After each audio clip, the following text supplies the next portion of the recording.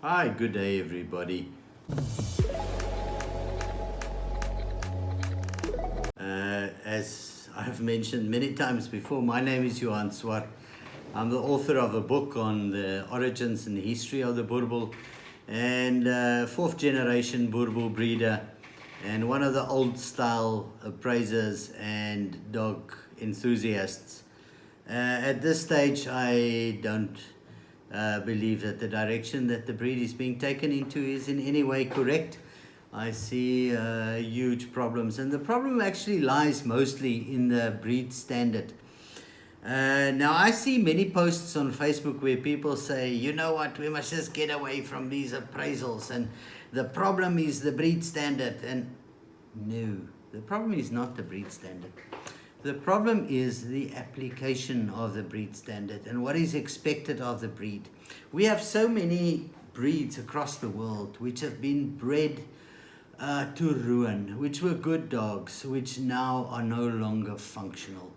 And unfortunately, we are facing exactly the same dilemma in the Boerboel for many reasons. Now, before I go into the reasons, it's first of all very, very important to recognize what a breed standard is. A breed standard is not something which is unattainable, which is this thing that only the very important breeders know about. Man, it's supposed to be a transparent document. It's supposed to be something everybody can understand, but it provides an accurate description of the traits which distinguishes this specific dog breed from another dog breed. If there was nothing that distinguishes a dog breed from another dog breed, it's not a breed. It's not even recognizable. So if I take the breed standard of a skippertjie and I read it and I see a skippertjie, I must be able to say, yes, this is a skippertjie. If I read the breed standard of a Boerboel, I must be able to see a dog and say this is a Boerboel. Unfortunately, the application have become so muddied with popularism. Oh, I like this dog, so to hell with the breed standard. I'm going to approve this, and this is fine for me. No, without a breed standard, there is no breed. A breed standard is the thing that defines a breed. So forget about getting rid of a breed standard. If you get rid of a breed standard, there is no longer a breed. Why do you have a breed standard? We have a breed standard to be able to measure if a specific animal is a good representative of the breed or not, right? If it doesn't measure up to the breed standard, it's not a good representative of the breed. It might be born from a mother of the breed and a father of the breed, but that specific animal is not a good representative. So, why do we use this? We use this for breeding because of the common assumption that if I take a good representative of a breed and I cross it with another good representative of a breed, the chances that my puppies will also be good representatives of the breed is quite good, right? It's quite good. Remember, it's always the genes of the mother and the genes of the father that gets combined, and you will have an offspring. So if you've got good genes, healthy genes, dogs that have been health tested and that carry all the good traits of the breed, and you cross it with another dog which is exactly the same, your chances are damn good, right? It's however not guaranteed. But why do we use it? Because the opposite is the scary thing. If I take a bad or a poor representative of the breed and I cross it with another bad or poor representative of the breed, the chances of getting very poor or bad representatives of the breed as puppies are infinitely larger. And that is why we have to measure what we've got against the specific standard. Otherwise, we have to trust what the breeder tells us. So the breeder tells you, you know what, this is a Boerboel. This is actually an exceptional Boerboel. And you're going to believe him? Unfortunately, breeders have been proven over many generations to be less than ethical when it comes to the sales and the quality of their own dogs. I'm a breeder myself, right? How many breeders do you think actually tell you the truth? If they tell you this puppy that I'm selling you is championship material, nonsense. There is no such thing that I can predict now at 8 weeks that this dog is going to become a champion, or this dog is going to be big, or this dog is going to have X temperament or Y temperament. Nonsense. Those are all blatant lies. There's a good chance that this dog might become big. There's a good chance that it will have a good temperament. But for me as a breeder to say, I'm selling you this for a top price, because this is my pick of the litter. This is the dog which is going to win all the shows in the future. It's nonsense. There is no such thing. Now, I want to get back to appraisals. Appraisals is the thing that happens when you bring a lot of dogs and there's some expert there that looks at the dogs according to the breed standard, or let me put it like this, supposed to be according to the breed standard, and tells you this dog is according to the breed standard and that. I got in trouble with South African Boerboel organizations a long time ago when one of their champion dogs, the dog that was lauded as the absolute champion and which still today the offspring of it is being chased, and it said this was this fantastic dog. And I went to the owner and I said, Uncle, you know what, this dog of yours is very bad. And he said, what? How the hell can you tell me that? Right. This dog of mine is the South African champion. And I said, sir, have you read the breed standard? Your dog's head does not fall within the breed standard. It's narrow, it's slim, it's not box-shaped, right? It's not cuboid, not the muzzle, not the head. The eye positioning of your dog is bad, right? Your dog has got lips that nearly hang on the floor. And you want to tell me this dog is the champion Boerboel? I am telling you, the person who made this dog a champion has got no clue what he was doing, right? And he still hasn't got a clue, right? Because that dog is still around and its offspring is being lauded. Yes, the dog had a fantastic presence when it ran into the ring and it could prance like a show horse. But it was not a good representative of the breed. The breed standard is what we have to measure the breed upon, not my personal liking, not what I think is good or right. The breed standard determines it. Right, now we get two types of appraisals. First of all, you get a measurement against the breed standard. It's where I stand there and I really know the breed standard. And I say, okay, dog X, let's look at the lips. The length of the lips is not good. Right? Let's look at the teeth. The bite of the dog is out. Right? The whole shape of the body, the balance of the dog is not correct. The front paws are correct, but the angulation in the front is not matched to the angulation at the rear. Right? And I measure it. And in the old days, if a dog got less than 25% of negative remarks about it, out of all the things that you're looking at, and let me tell you, there's close to 100 points that you should be looking at on a dog, the dog was not accepted as being worthy to breed with because it was seen as a poor example of the breed.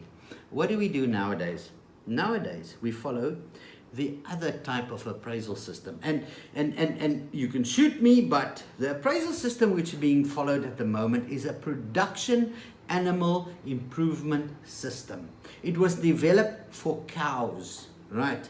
It was developed for cows and sheep and goats, where what you would do is you would take the one cow and say, this cow, it's a milk cow. It produces more milk than the other cow, right? So we recognize this good trait. And because we recognize this good trait, we give that a status higher than the other one, because the end result that we want is more milk.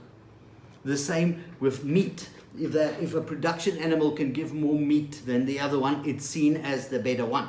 Right? If the carcass weight at the end of the day is better, it's seen as a better animal.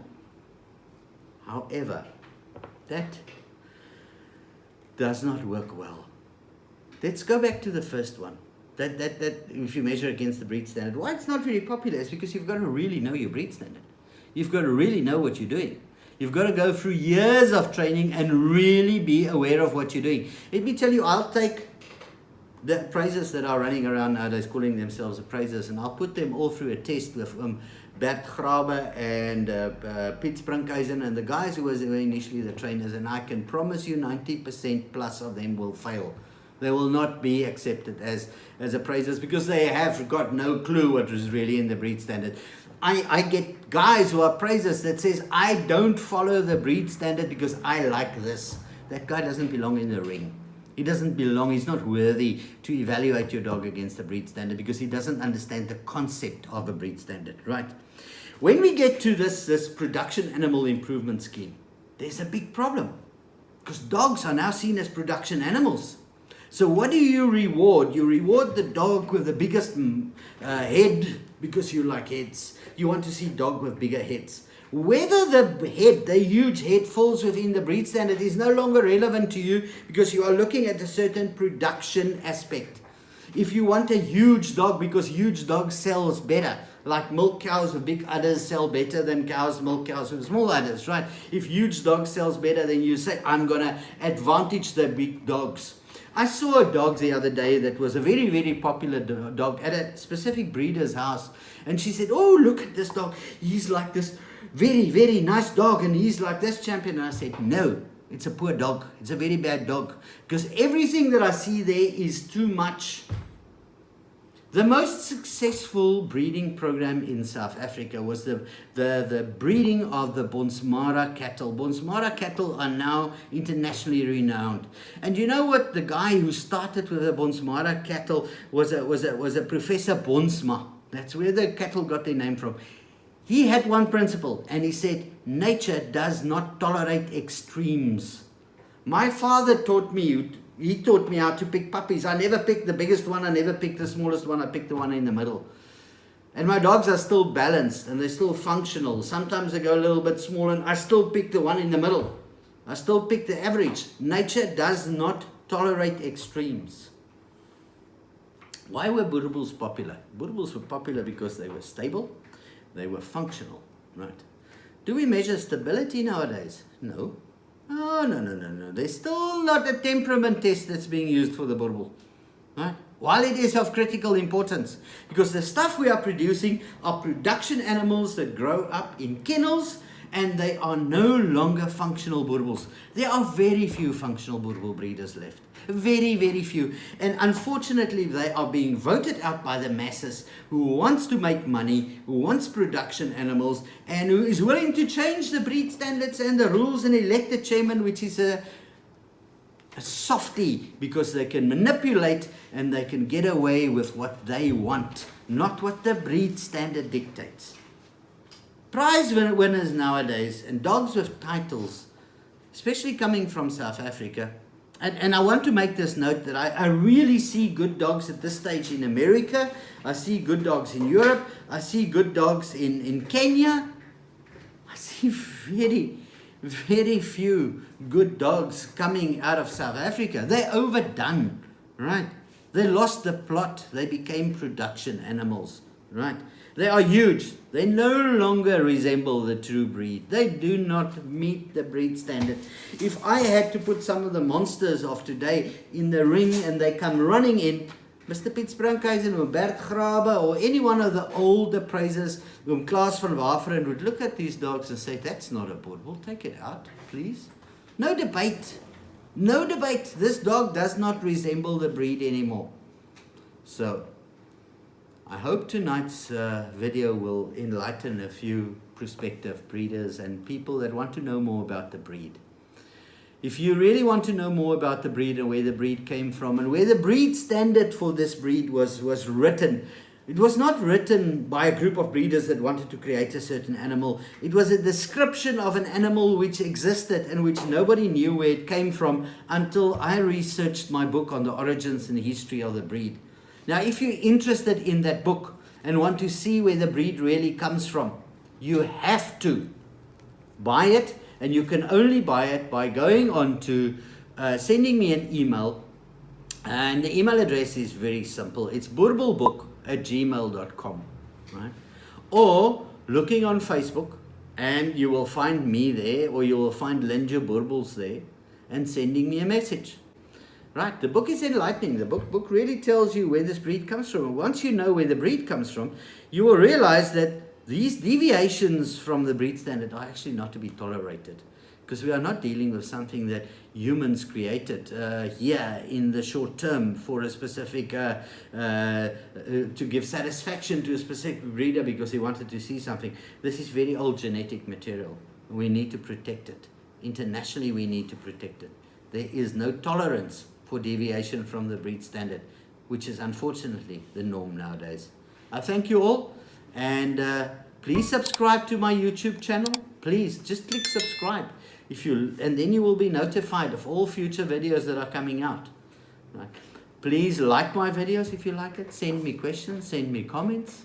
So far it's going well. I really get a lot of support, and people are happy about the truth being told.